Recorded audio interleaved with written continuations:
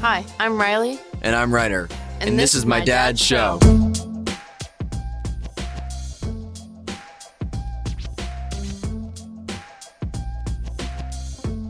Hey everybody, it's Casey Jaycox with the Quarterback Dadcast. I want to say thanks to all of our listeners, thanks to all of our sponsors for all your support. We are continuing to enjoy this journey together, inspiring dads, but I want to take a minute now to talk about Acme Homes. You've heard me talk about him before, but I'm going to talk about him again. Bob Cumming, former college teammate, amazing leader, amazing home builder. They continue to take so much pride in the work they do, the craftsmanship, the attention to detail. Whether you're looking for a home up in Monroe, up in Sultan, up in Wenatchee, this is where they're doing their amazing things. So many people during the pandemic, as we have the ability to work from home, have decided to move out of the city to try to find homes where there's more acreage. Well, that's exactly what Bob and team at Acme Homes give you. So check out Valley Vista up in Monroe. Check out Daisy Meadows out in Sultan. And if you want to even go to Eastern Washington, check out Sienna Heights in Wenatchee. They're, again, amazing craftsmanship, amazing floor plans. You can visit them at acmehomeswa.com. And if you're interested in learning specifically about listings or mortgage opportunities, contact Jen at 425-308-8082 or Denise at 425-309-2318. So now, why are we doing a new ad? Because we want to talk about a partnership they have with Portage Bank. Kevin Jensen is one of the great lenders over there. He's the senior vice president. He's going to take care of you. And right now, if you obtain a mortgage through Portage Bank, Bob and team at Acme Homes are going to pay your $500 appraisal fee.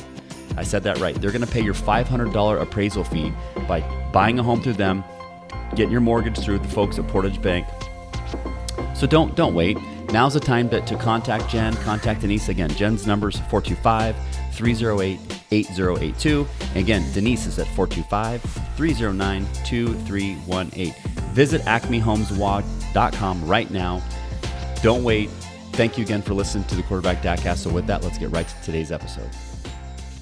Well, hey everybody, it's Casey Jaycox with the Quarterback Dadcast, and I want to quickly just make a note. In this interview, you hear me talk about my father. At the time when we did record, he was still with us, but as you have learned from the previous few episodes, my father passed away on December 29th of 2021, and I just want to dedicate this episode and this season to him. Dad, I love you, I miss you. Now, well, hey everybody, it's Casey Jaycox again with the Quarterback Dadcast, and as always, you always hear this from me. I'm excited for our next guest, but I truly am, because I keep getting the chance to meet very cool people across the WWW, the World Wide Webs. And our next gentleman is a serial entrepreneur. He's a blockchain AI expert. He has been involved with tech companies. He's built companies. He's helped them do great things. His name is Bill Inman. Now he's also He was like the Bo Jackson of Division II football back in the day, 1992, 1983. He was center fielder and a wide receiver. My alum, Central Washington University, we played against the Aggies, not when he was there, though. And we did get crushed, and I had a concussion. But that's all that stuff, when it's not why we're going to be talking to Bill today. We're going to be talking about Bill the dad, understand Bill's journey as a father, and learn about his journey there. But without further ado, Mr. Bill Inman, welcome to the Quarterback Dadcast. Thank you, Casey. I'm super thrilled to be here. We've had a chance to meet, and I actually reached out to you first to contact you about some business a media that we were going to produce, which we produced, which went amazing. And but this topic that we're talking about today, first of all, quarterback in the title, I got to show up, right? You played QB, I played QB until I got to Davis, and dad, the most important thing to me. So glad to be here. Thank you. You bet. Well, how we start each episode, I want to know, what are you most grateful for as a father today? Oh, I'm most grateful for the opportunity. I guess one of the seminal things for me was my dad passed early, when I was 15 years old. And what that turned me into was a very grateful father, right? Who understood that every minute counted. And so I'm grateful for the opportunity to be a dad. Awesome. I am grateful for the little time I'm getting with each child recently. Like if one kid's at a sport, the other kids at a sport, I'm making a conscious effort to just have another one extra conversation about school, or one extra conversation about life, and just trying to infuse more curiosity into our relationship. And I'm grateful those experiences I'm just very present and self-aware of those, probably because of the work I'm doing now, but I'm super grateful for those. Well, that's really important with as busy as you are, to remind yourself of that. Yeah, well, everybody, and that's you said something really. That's what I've loved most about this journey of this podcast so far.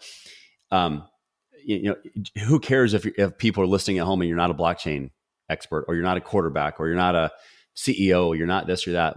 We all have the same job description. Everybody, we're dads, and that's why I'm excited to see where this platform goes. I just want to help bring that normalcy to us as fathers. That hey, how can we learn from each other? What's working, what's not? If we have stories of kids that have certain successes, challenges that other dads can learn from a home, then and we impact one person, then this whole journey was worth it. Absolutely. Okay. I want to hear, I'm bummed to hear that your dad passed away at 15, but I can't even imagine that. My dad's dad passed away and he was young too. But maybe to talk about your journey growing up, talk about how your parents impacted you and what life lessons did you learn from them that you applied to your family? Yeah.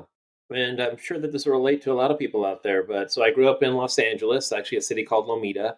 It's in the South Bay. For those of you that know LA, you'll know that area. And I was a fifth generation Lomitan. So my mom's mom and her mom all grew up there, back as many places were back in the early 1900s, was just fields and farms. And that was LA. So, and my grandmother on my mom's side met my grandfather, Chuck, who ended up living with us and being a father figure to me, probably will come up in this conversation, was a successful businessman. He moved from Nebraska to LA. He started Palos Verdes Sand and Gravel, poured a lot of the freeways like the 110, and had like 40 trucks. And so my mom grew up with her dad being very successful and a lot of wealth. He ended up losing that business though, so that didn't trickle down. That he impacted my life quite a bit. On my dad's side, I mentioned my dad did pass away pretty early. His mom was from then Yugoslavia, now Croatia. His dad, which I'm William Henry Inman IV, by the way. William Henry Inman Jr. was in a tank battalion in the UK, met my dad's mom in Egypt, fighting against Germany there. And then they migrated to the UK. My dad was always an English citizen and finally got his green card late in his life and moved to the US. So there's this eclectic, multinational, multicultural journey. There's stories in the past of, my mom grew up extremely wealthy. Her and her brothers all had Malibus and Corvettes when those were basically Porsches back in the 60s. And then not having it. So a lot of amazing stories and a journey to get me to being a dad today. But, growing up, my mom was a very hard worker. She was the first female vice president in the West Coast stock brokerage industry. So stock brokerage in 60s and 70s, male dominated, in many respects still is, right? A lot of industries are. So she was a really hard-driven single mom who took care of me. That impacted me a lot, right? So it really led me to understand emotion and the female side of things, which really served me well because I have one daughter. So, and my dad was, he raced for Yamaha. He raced enduros. He was always gone. He was more of a mechanic. He was a diesel mechanic, and he wasn't necessarily an athlete, but he loved motorsports. So he'd take me to drag racing and, enduro races. I remember holding on to the tank of his Yamaha, him going off an 8-foot jump with me on it. I vividly remember that. So wow. That's a little bit of that experience, but he wasn't a present dad, right? He was kind of doing his own thing. And so I gravitated more towards my mom growing up. And again, that impacted me quite a bit. So I'll stop there, Casey. I could probably go on, but that's a little bit of my background as far as being a kid. Like you, sports were an outlet for me. I love them. I grew up in the kid across the street from me. There was a lot of very good athletes in my neighborhood. And let alone break dancers, because they'll take you back all the way to back then. They're really good ones. Get your cardboard out?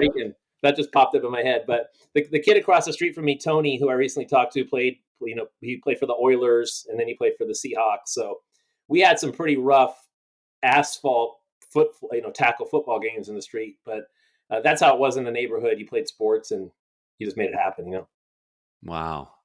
No, and keep going, man. There's times where, the goal is if I'm doing all the talking, I make a bad host. So I want to hear what this is about you. So well, I'll give you more context, which I think is relevant here. And it's not all roses, middle class neighborhood. So when my grandfather on my mom's side lost his business, my mom, being the middle girl, I think about this a lot, took responsibility. I find that a lot of middle children are the maybe some of the lesser appreciated and also have the most driving force. So she was successful in the corporate environment, but she had to bring in a lot of the family to live with us. So even though I was an only child, we had 6, 7, 8 people in the house, cousins, and the money doesn't always help all the other siblings along the way kind of stay a nuclear family. So we had my grandfather in our house, even when my dad passed away. So like I said, he was a little bit of a dad to me. My grandmother, his wife, these are my mom's parents. We had my mom's younger sister's son was there. So he was 2 years older than me. So him being there had a big impact too, in a good way. And then we had my mom's older brother's son live with us, who I still see all the time. I'm between Las Vegas and Los Angeles now, Casey. It's where I live. I go back and forth. So he's there in Las Vegas. And then we had other cousins, 3 or 4 other cousins that would come live for 6 months here or there. That's just the way the family was. My mom took responsibility for it all. She organized it. She brought them all together. So we had a really flourishing, energetic household. But it wasn't me being the only child. There was a lot happening around that. So I think, and then growing up in a very diverse part of LA, Lomita, where, Narbonne High School in Harbor City is pretty diverse. Everything from surfers to, gangsters to intellectuals to, you name it, athletes, it was all there. So I'm really lucky to be part of this diverse background. But then my mom's financial upbringing kind of changed it wasn't a nuclear family, right? Everybody had to scramble because they grew up with a lot of wealth and then it was gone. I'm so intrigued. I got questions coming out of my ears right now, and I'm trying to organize them. So, out of curiosity, how did your mom become the first? Tell me how she did it. The first VP. Well, if you drive down the 110 freeway in Los Angeles, you'll see a sign that's Wedbush on one of the buildings. So she got in early and she was with a couple of other brokerages before this. So she got in early with Ed Wedbush, and she was vice president of human resources, which at that time was acceptable in that industry for a woman to be an executive in. And Ed Wedbush, whose now firm is extremely successful, I remember my mom used to take me to his house, and he lived in Beverly Hills. He was a very wealthy man. And he had a huge pool that had really tall trees around it. And I remember they were going there. He was signing payroll checks, right? She was VP of HR. And then she'd work on Saturdays and Sundays, and we'd go into downtown high-rise One Wilshire building in downtown LA, and it'd be on which back then was high, like the 15th or 16th floor. And I'd sit, and he probably doesn't know this, but I sit in Ed Wedbush's CEO chair, right? Owner of the brokerage firm chair, like corner office, big leather thing. And I'd use all the Xerox machines, and it'd just be her and I there. So she grew up in an environment that was entrepreneurial. And I think that he probably saw that in her, and she worked really hard. And she was just driven like my grandfather, Chuck, was. And I think that they saw that and gave her an opportunity, which she took advantage of. If to get too curious, but I am, tell me, how did your dad pass? He committed suicide. So I've never said that. Yeah, I never said that publicly. Actually, I tell people that all the time. It's not like I'm afraid of it. He unfortunately had a lithium imbalance, and then he stopped taking his pills. So, and he was always quiet and had a lot of depression and kind of stayed to himself. And obviously that was quite impactful for a young 15-year-old boy. He wasn't fully engaged the entire time of being a dad, right? So, Tony Robbins, which you've listened to, I'm sure, over and over again, he talks about his mom all the time, and she did everything from hurt him mentally to actually hit him, I think. And I think he's right in the fact that those things can make you stronger, right? So hopefully for your listeners, but it's a big loss, for anybody. And I understand there's some special situations out there for people, but some people disagree with their parents. And I'm like, in my own head, I'm like, at least you're lucky you have one to talk to and try to reconcile with. You still have time. So, but Tony Robbins, he says a lot of his success was because of that relationship with his mom that forced him to look inward and be a better person and improve and not to carry on the habits of the previous generation. And not that I ever would do what my dad did, but he missed out on his granddaughter. He never got to see her. And, being a great, all-American high school athlete to being a great college athlete at Cal, I think about how proud he would have been to be there. So, that passing made me better. I found a way to make it better. Let's talk about your family life today, and then I might go back and touch that in a second. But to talk about what does life look like now? Single, married, kids. Talk about all that. I'm currently single. Was married and together with my first wife for about 20 years. Obviously, I'd say we're both very proud to have Alexia. That's my daughter's name, and she's now a big girl. She's 22 years old. So when she was growing up, I've always been entrepreneurial, started businesses, and mainly human capital. That's where we have a connection, right? Human capital staffing. I'm in emerging tech, blockchain, and future of work now, which is the fancy term for where staffing is going, right? And human capital is a fancy term. It used to be headhunter, so it keeps evolving. Yeah, you know that. Um, and so I've been a driven executive, I guess, in human resources of all things, kind of like my mom led the way there, right? So that had an impact on me from an industry standpoint. And but I always was dad first. So even though I was, an entrepreneur at a $12 billion company and got a company from $0 to $25 million. And by the way, I didn't go get my MBA. I was an American Studies major. I was a sports major in college. I went to Arizona first, and I had to leave because my grades weren't up to par. Right? I wanted to play baseball there, but I couldn't because they wouldn't let me stay. And then I went back to community college for 2 years, Harbor College in LA, played baseball and football, and then found my way to the best school where I could play baseball and football. Because like you, Casey, it was about sports, was about connecting and leadership and making and being your best. And I'm thankful for that even today, because having control of your physical attributes, which we learned in sports, is so important to your whole life. So, going back, let me gather my thoughts again. So Alexia is now 22. She got her 5th COVID year at being an athlete in the NCAA. So she chose to go to Santa Clara. She graduated from UC Berkeley. She's 5th in all-time wins there in beach volleyball at Wow. 65 wins. She got Pac-12 Player of the Week twice. She had a good career, and that was for her and I, because her mom and I split up, and I was somewhat of a mom and a dad for her junior and senior year. And that's when she got All-American in high school. But the reason for that is because, well, first of all, you're a sports guy, so you're instilling that in their DNA as kids. You're going to let them be whatever they want, right? There was dance in school, and she went to Berkeley, for God's sake, so she applied herself. But sports for her and I were a way to really connect, and we loved it. So she played in 40 some odd tournaments in high school. I think in her junior year on the weekends, because it's like a sport you can play every weekend in beach volleyball. Mm-hmm. And that was just a way for her and I to constantly, be around each other and improve. And by the way, her mom was involved, quite a bit in all of that along the way, and had a big positive impact on her as well.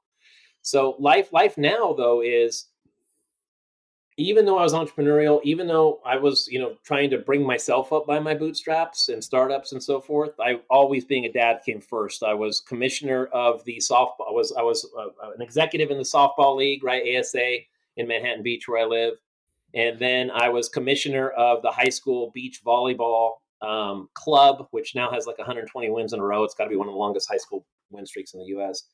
And then eventually, during that tenure, I met the owner of the AVP, the Pro Beach Volleyball.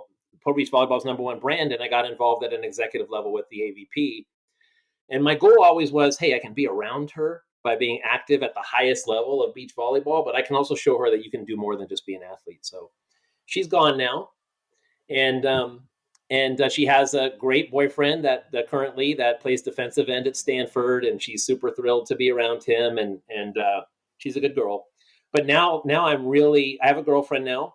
She's Holly. She's a fantastic person. And I'm putting my head down on entrepreneurial efforts, especially in this age of blockchain and AI.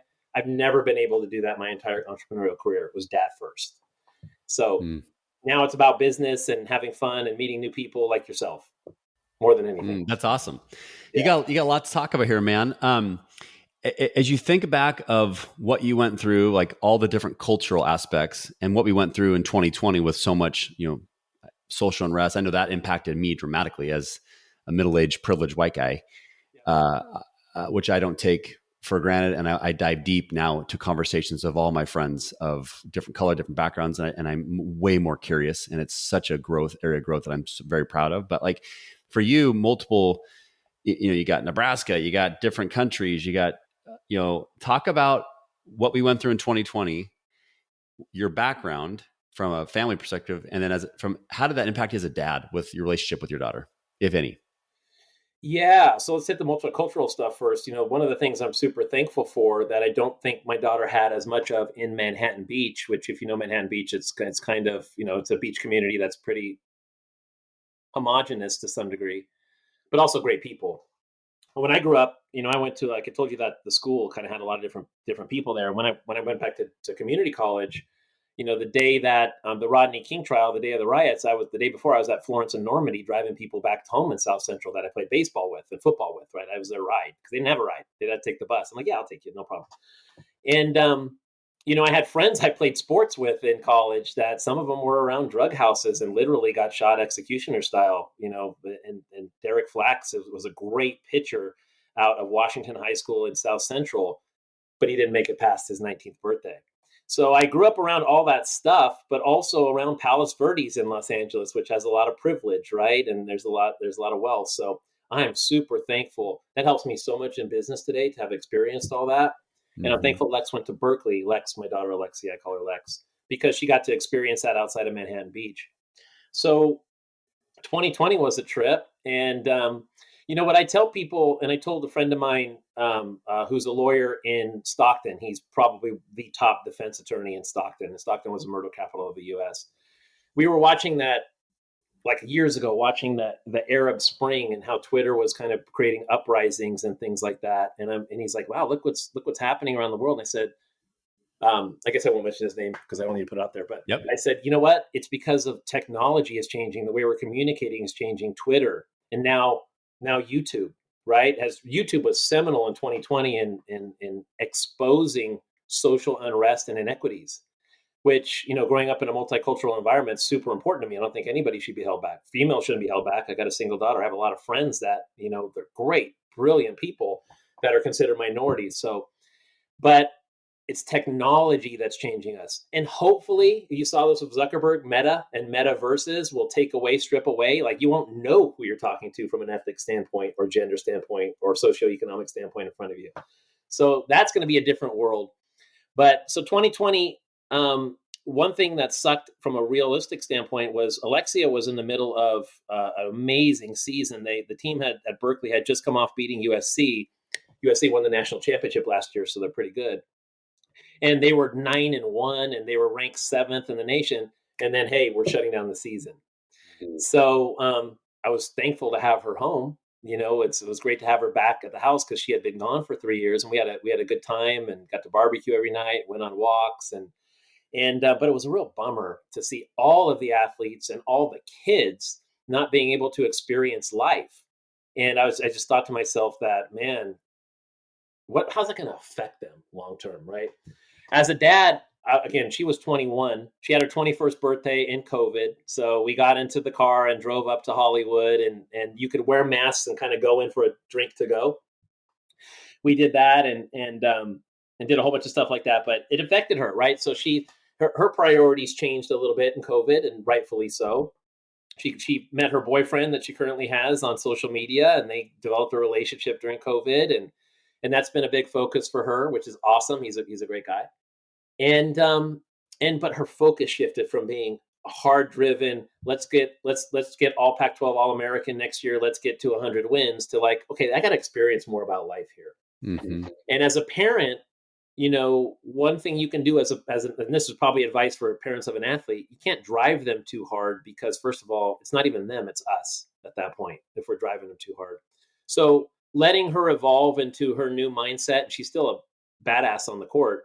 Letting her evolve, though, to be something new from the pandemic was like a big lesson. It was evolutionary for everybody, including her and me as a dad. A great segue. So one of the things I talk a lot about, I've talked to a lot of other dads, and I have to give myself this advice almost every day. It's not my journey, it's theirs.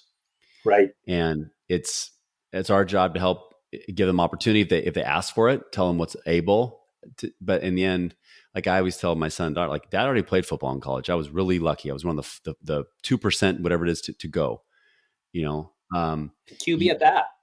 Yeah, it's very lucky. And I told my son, I said, dude, if you'd have told me, Ryder, that when I was a sophomore that I would have played and did what I did in college, I would have said there's no way, because I sucked. I was 6'1", 140, could barely throw the ball, wasn't strong, didn't know the offense that well. I mean, there's no way. But it's amazing when you mature, and I was a little bit of a late bloomer. And so it's like loving the process, not the outcome. And so I just remind, and so like we're big visualization people in our family and goal setting, and talk about them often. And again, I always tell my kids, they're not my goals. They're your goals. Right. So I'd love for you to hit on, so most dads can't say they got a Pac-12 athlete. Most dads can't say they got a Pac-12 player of the week twice athlete. Yeah. Talk about maybe what are some things you did along the way to expose those opportunities for Lex without making it your idea? Yeah. She wasn't a great athlete at the start. Let's just start by that. She's not some super stud. She actually lacked confidence too. So she was a 10-year-old. I wouldn't call her awkward, but she was wearing her glasses, playing sand, not confident. And, when you grow up in Manhattan Beach, she's 6'1". So that she had that going for her, by the way. But it didn't help when you're awkward and you're a kid at 10, 11, 12. When you grow up in Manhattan Beach and you're tall, like literally like Frankenstein, they'll come with torches to your door if you don't play beach volleyball there, because it's the town sport. Yeah, Manhattan Beach is the home of beach volleyball. There's multiple medalists that live there, gold medalists. She's trained by an Olympic silver medalist, which is a huge advantage for her, obviously, and she has been. And so, it was the upbringing there for her was a big deal, right? She was really around a lot of this beach volleyball, but she was not a Pac-12 quality athlete from the start. So let's dovetail into. I think this will help this story. So she played soccer, she danced, she played softball, she played basketball, she played indoor volleyball and beach volleyball all at the same time. And that's probably to a fault, because you're a sports guy, I'm a sports guy. It was super exciting. She wanted to do it. She loved it. She made friends. So every weekend, it's softball and basketball, or softball and volleyball and all that stuff.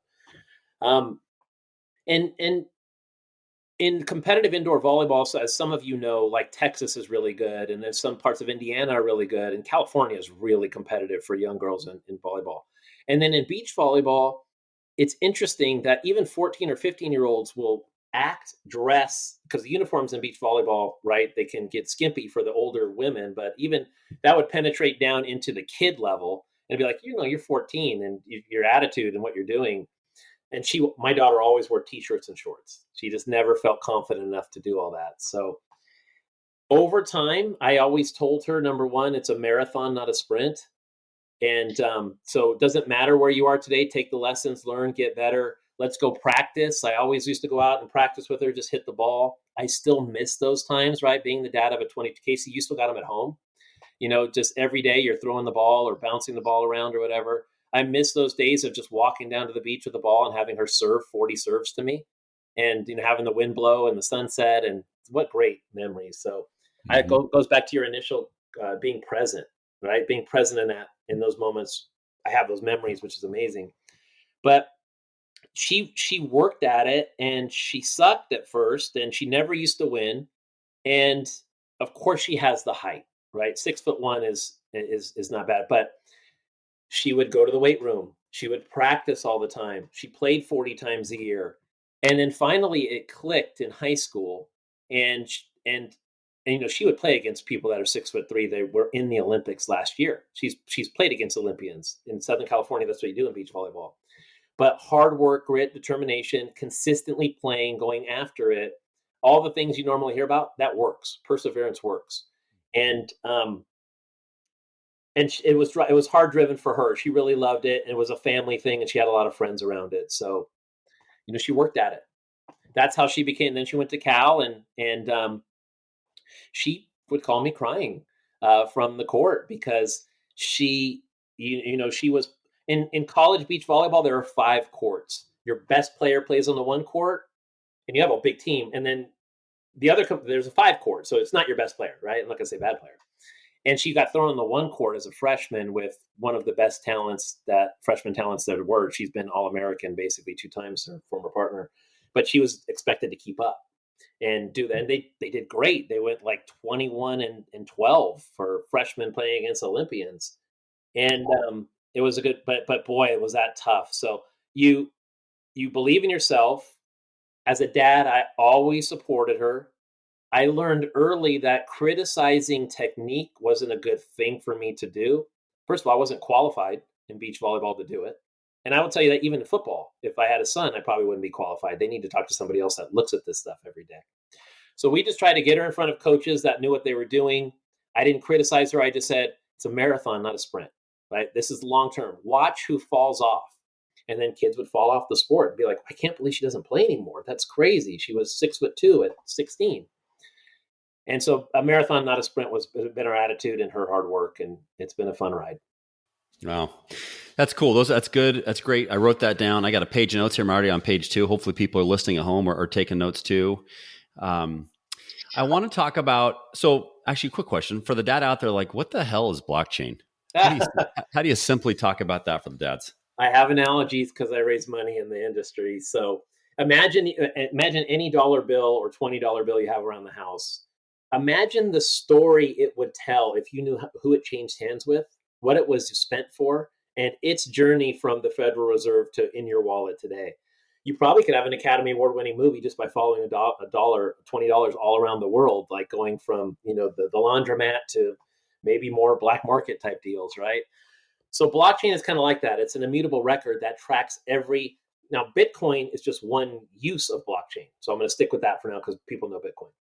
So Bitcoin allows for each transaction to be tracked immutably. It's on a ledger. There's a hash, which is a 24-character hash, which basically everything's a number. Basically, you don't know who spent it or whatever.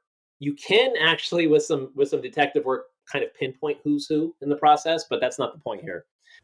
Hey everybody, it's Casey Jaycox. I want to take a quick break to talk about my friends up at Catch Sitka Seafoods who continue to be just an amazing loyal sponsor. And for those of you who've tried it, thank you. For those of you who haven't, you're missing out. And now's the time to make sure that you visit CatchSitkaSeafoods.com and get some of those amazing smoked salmon. Get some of that amazing rockfish, blackfish, black cod, salmon, whatever it might be, whatever you like. But what's great about opportunities they have, now's the time to subscribe to a box so that you're going to get that reliable cadence of the best fish directly from the dock to the doorstep. And what's great about Catch Sitka Seafoods, they make it so easy. So those that maybe aren't the best chefs at home, doesn't matter. They're going to give you this beautiful, nice laminated recipe card that tells you exactly how long to cook it, whether you're going to barbecue, you're going to bake, you're going to fry, whatever the way you want to do it, they're going to make it easy. So please visit them today, CatchSitkaSeafoods.com. Sign up for a subscription so that you're going to get the best fish delivered directly to your door. You won't regret it. And just like my daughter Riley says, Dad, I don't even like fish. And she does now because of my friends up at Catch Sitka Seafood. So with that, let's get right back to today's episode. It's an immutable record of every time that $20 bill was spent. So you can see it was used for a car wash. It was used to buy a car. It was used for groceries forever. And so the immutable record of blockchain is revolutionary. Imagine, one day when we pass, if we're asked, we go meet our maker and basically they say, well, you drank 100,000 gallons of water and you slept for 250,000 hours and you ran 100,000 miles. You're going to be able to track every aspect of your life immutably forever in the blockchain. So an immutable record is one aspect of it. The second aspect of it is it's decentralized. So being decentralized, in order for you to send money to Africa, let's say you're going to send money to help some people over there, you'd have to go through Western Union and multiple banks and wire the money, and people would take their cut along the way. And even in charities, right? We donate to charities, and we don't actually know if it goes to help the Humane Society or the battered women. We just assume. And what about in the staffing industry? There's a lot of middlemen that deal with data that could be stored immutably, and you wouldn't need to do that. Background screening companies, a person can be going out for interviews and do 3 different background screens for 3 different companies. Why? So the decentralized aspects of blockchain allow to take out middlemen, and that includes banks, staffing industries, the staffing industry to some degree, lawyers. And you're seeing right now how blockchain is created Bitcoin, Ethereum, Cardano, Polkadot. There are 10,000 tokens that have been created in this format now. There's no bank. You can transfer money from one person to the next. So this decentralized aspect and this immutable ledger together, stored in technology, is the future of the internet. It allows you to store assets digitally, which we've never been able to do. And I won't get too deep into NFTs, but all of us have heard about them. And like, why are people buying highlights and $66 million pictures? Because now you can take a digital asset and you can store them. And you may have seen Zuckerberg announce the name change for Facebook to Meta. They're going all in on metaverses, where they believe that people will spend time inside of virtual reality. Well, blockchain and Bitcoin type of cryptocurrency will be the medium of exchange in metaverses. So you'll be in metaverses, hopefully not a lot, because you and I are sports guys. We don't need to go out and run. But it's the future of money. It's the future of transactions. It's an immutable record. It's a lot of benefits, and it's happening. Now, so as a father, do you talk about this stuff with Lex and her boyfriend? So I work with Singularity Net. So her boyfriend's a business engineering major at Stanford, right? So smart kid. I think they're pretty smart there. He did it all himself, by the way. He walked on the football team and made it happen. It's not like he was handed anything. She's a marketing major. She's a marketing MBA student at University of Santa Clara. She was like independent studies at Berkeley. It's like she followed the footsteps of her dad, and sports were the number one thing. So, do I explain this stuff to her? I brought her to a meeting in Palo Alto. I work with a Singularity Net. One of our projects is it's Sophia the robot and Grace the robot. Sophia, if people look her up, it's probably one of the most famous humanoid robots in the world. She's a citizen of Saudi Arabia. She's spoken in front of the United Nations. She's talked to Will Smith. She's been on the Tonight Show. So I brought her to a seminar where the creator's there, and I work with him, and I'm there, and I'm speaking, and he's speaking, and she loved it, and she loved Dr. Gertzel, who's there. And I said, "Do you want to come to the next one?" She's like, "No, Dad, this isn't for me." So as far as it's like super like interesting, right? For me at least, she's like, technology is not her thing, and crypto. She's a lot more. I'm an entrepreneur like you are. So, and I grew to that. It's not like something, oh, this guy's an entrepreneur. I'm not Zuckerberg, right? Or somebody like that, or Bezos, but I'm entrepreneurial. So, but she's way more conservative than me. She's more conservative how she acts. She's more conservative with her money. So she doesn't want to really have things to do with entrepreneurial things yet. I'm sure all those things will come to pass, so I don't talk to her about this stuff very much, but she does look at my Instagram and I even started a TikTok where I'm doing business tips and stuff like that, although it's sporadic. So she sees all that stuff. She's very happy to make a sarcastic comment in social media about me. There you go. That happens all the time. Yeah. Well, us dads, we got to have thick skin. We have dad jokes, and I'm at this age now where I'm starting to get made fun of a lot.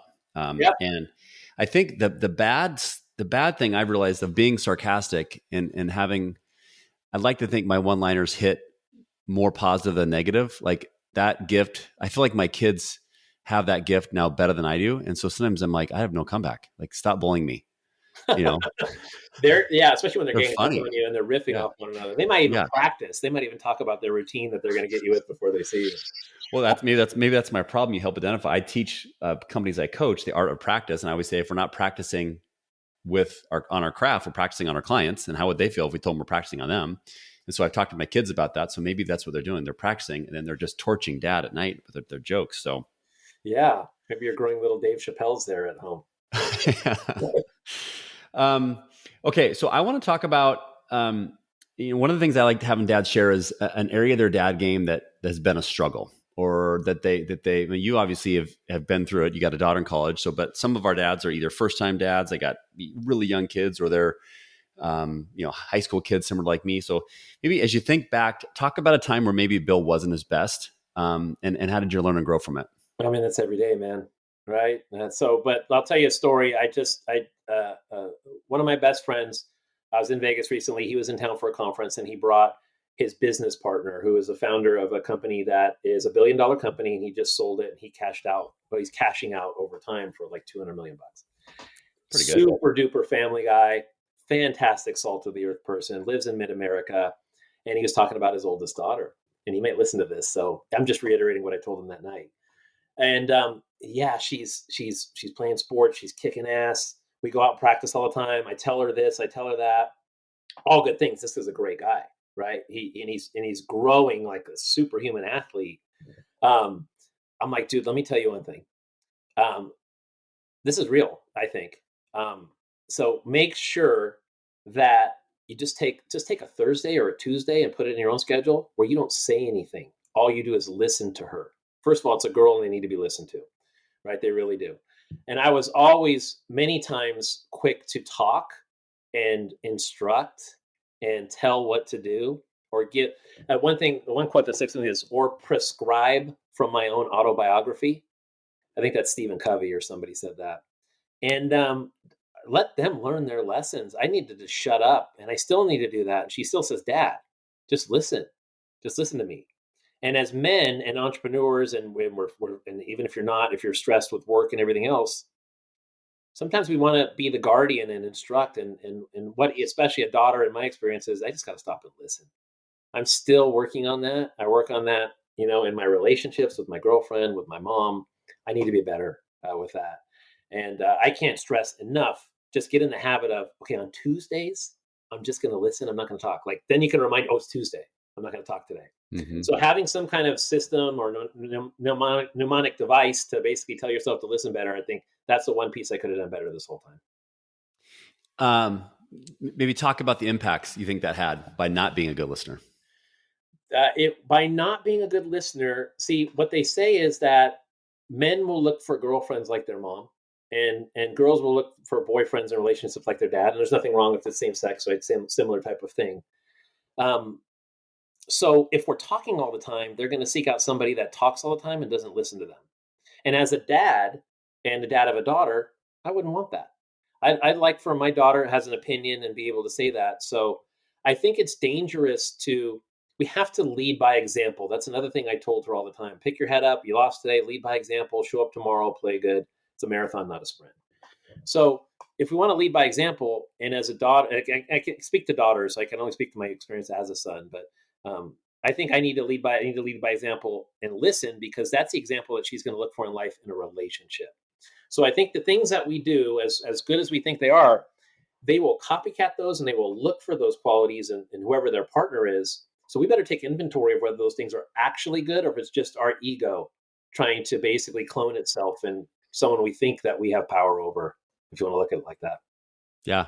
No, I love that. Thank you for sharing. We've had episodes before where we talk about being present. We've talked about listening as well. And I was actually, listening is something I think is one of the best gifts we can give people. In my book, I wrote about the difference between listening and hearing. Mm-hmm. One's conscious, one is subconscious. We hear birds, we hear airplanes, we hear the wind, but when we truly focus, because we're not wired to be multitasking. And so if we're going to, as dads, we're going to ask our son or daughter a question, but we're going to grab our phone and text while they're talking. That just says we don't care about them. It says we're too busy, right? And not unless there's a fireman or EMTs listening. I know your number is 911, but mine's not, so I'm not that important. Right. Yeah. So I think it's hard to not multitask these days and be focused. And by the way, it's harder for the kids because they are bombarded with messages in their phone all the time. Even more of a reason for us to help change that a little bit and remind them, because I think, technology will continue to change us, but I'm old school in the fact that the one-to-one communication, that gift we give each other, I call it that Maya Angelou moment, where it's not what you said, why you said it, but how you make people feel, will never go away. It'll never go away. Yeah, I agree. And they'll remember the feelings, and the littlest moments could be the moment that for some reason is a meme in our kids' heads that stick forever. Like me remembering that I was on my dad's motorcycle holding onto the gas tank and going off a jump. I'll never forget that, right?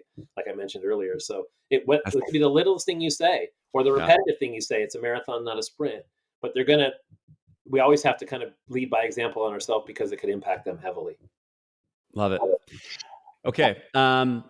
Thank you for sharing that. I want to know, so if we were to kind of recap what we've talked about before we get into our lightning round, where I go random on you. Like if there's dads listening and they want to take action out of this conversation for them to be that ultimate leader of their household, And the quarterback is my metaphor, but quarterback doesn't always have to be a leader. Moms can be leaders, but I always say my wife's usually the general manager. I'm the coach. Think about how would you summarize what we talked about in kind of like bite-sized action for dads to really focus on being better leaders and better dads at home? Yeah. Well, to use the quarterback analogy, Brady is probably the best football player of all time. And he gets the accolades for that now. He deserves it. But he's just passing the ball to somebody else to do something with.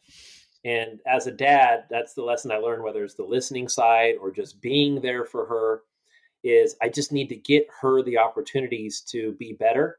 Obviously, defend her so she has all the resources. There's a lot of resources my daughter has that I didn't have. But so we're passing the ball to them. So, but I'm going to go back to the very first thing I said, which is the most important thing for me. I am super appreciative of the opportunity to be a dad. I left it all out on the field, being a dad as she grew up, as best as I possibly could, work as hard as you can, but also be there and coach every single thing you could coach and be the commissioner of the league. And so I'm very grateful. So if we approach when our daughter or our son's in front of us, say, I'm grateful, we think in ourselves, I'm grateful for them being here, as opposed to it can get really frustrating and we can be pissed and we can throw stuff. It changes your mindset. And I'm really glad at this point to look back and go, I'm glad I was grateful. I had a hard lesson in life with my own dad, but I'm glad I was grateful. That made me into a grateful dad, so that every moment I know that this is fleeting. This isn't promised to me. Today could be our last day. So it's about that gratefulness that really changed it for me. And maybe there's some anecdotes along the way I said, like listening, but I'm just really happy to be a dad. No, I love it. You can hear it. You can feel it. I know, listener, you can't see Bill. I get to, and his body language says it all. He is grateful. It's like firing out of his pores at me. Okay. After we go through lightning round, I'm going to find out how we can how people can learn more about you and the work they do if they want to reach out. But before that, your job now is to we're in like 2-minute offense. I'm going to be getting rid of the ball quickly. Your job is to answer it quickly and get back in the huddle. Okay. You ready? Yep. Favorite 80s comedy movie?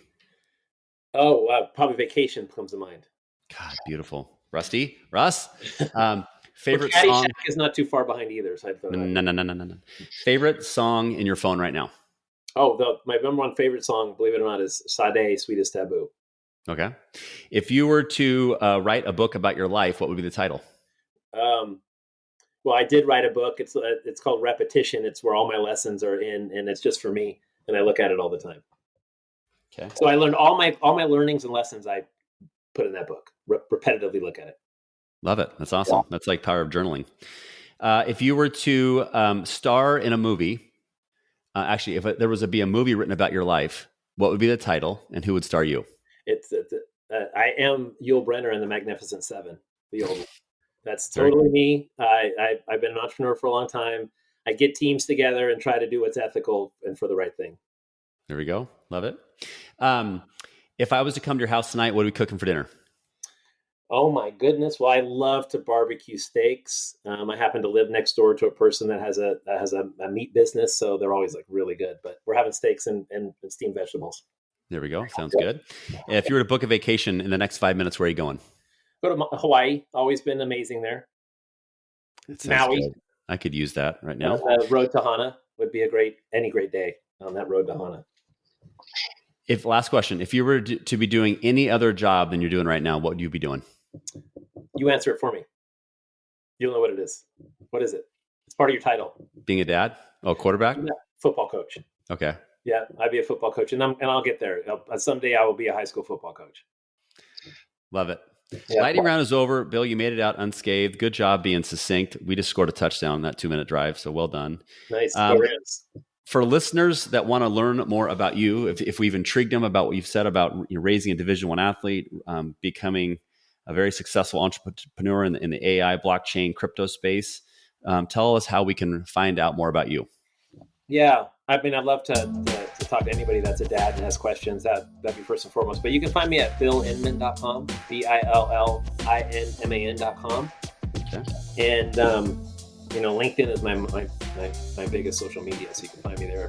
And I'd be happy to give. I've been staffing like yourself, Casey, for a long time. People call me all the time and go, "How do I find a job?" And I say, well, "Just do this, this, and this." So whatever, feel free to reach out. Bill at BillInman.com, or just go to BillInman.com and fill out the form. It's not I'm selling something there. It's just what I have to get in touch with people. So. No, that's why I asked. I want to make sure people learn how to get in touch with you. I want to say a huge shout out to Catch Seca Seafoods. If you are looking for something new to try, they have been so supportive of this podcast since all over the last year. They were a company that was impacted by COVID, as you heard about in their commercials about this podcast. And if you're looking for fresh fish right from the ocean, from dock to door, please give them a chance. They make it so easy.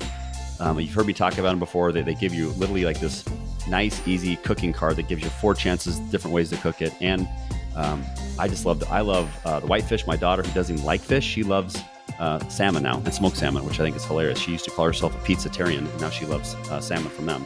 And then also a huge shout out to Acme Homes. They're a Washington-based builder. So if you're listening to this and you're in Washington, look them up, acmehomeswa.com. You can learn about the 3 amazing properties they have, along with the special deal they're doing on financing right now through their bank partner. With that, Bill, you made it through everything, buddy. I appreciate you. I'm so glad our paths have crossed. Thank you again for being a guest on the Quarterback Dadcast. Yes, thank you so much for having me, Casey. I'm sure we'll do more together in the future. Awesome.